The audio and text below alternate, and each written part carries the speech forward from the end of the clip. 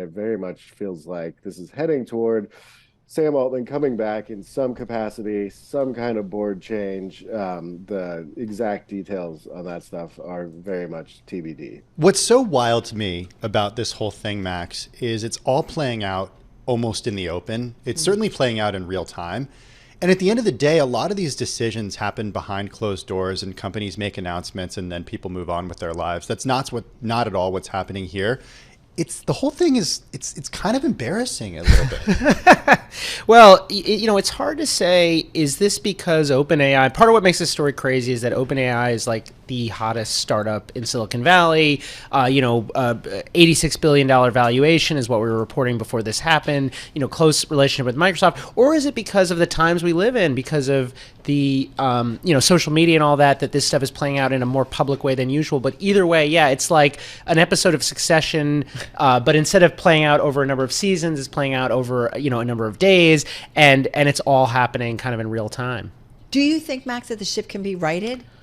Well, I think the reason they're negotiating it, as Ashlee was just telling us, is because they need to be working together to write it. Writing it where Sam Altman and the entire OpenAI team sort of decamp to Microsoft or something is going to be very, very messy. It's much cleaner if they can just sort of get him back to where he was working and try to get things back to normal, which I think is what you heard Nadella trying to get at in those comments to Emily Chang yesterday. I think what's so surprising to me, Ashlee, is that we still don't know why Sam Altman was pushed out of OpenAI on Friday. What can you tell us about your reporting?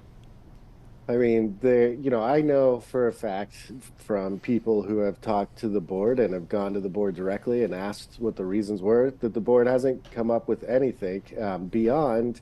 It is clear that either the entire board or some members of it just did not trust Sam. He's a wheeler and dealer. He's mostly well liked, although you can see people on Twitter sort of complaining about past business deals with him and all that, and they just didn't.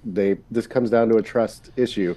It's what they said initially, although they said it so cavalierly and with such bad wording that everyone assumed there's this huge crime behind all this, and that's the only reason Sam would go. But that at the end of the day, that is what this is coming down to. And so, what new shape this company would take if Sam comes back is fascinating, because what kind of concessions or changes are going to be made.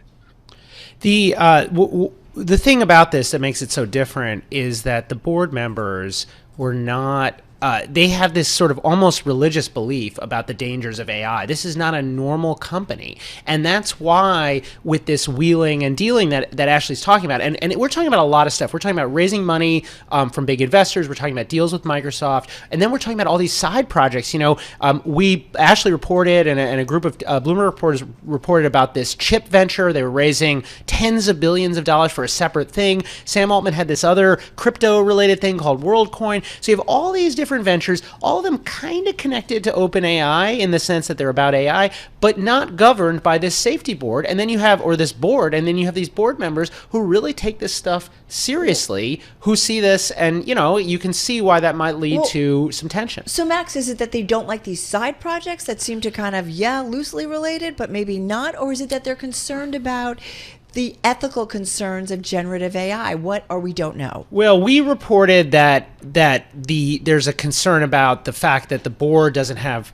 total oversight over these side projects. Yeah. But the overarching issue is fears about AI getting out of control. And it sounds like a little bit extreme to say, but ask parts of the OpenAI world believe this, sort of taking over the world and exterminating civilization. And when you're worried about that, you can see why like a little boardroom drama doesn't scare anybody.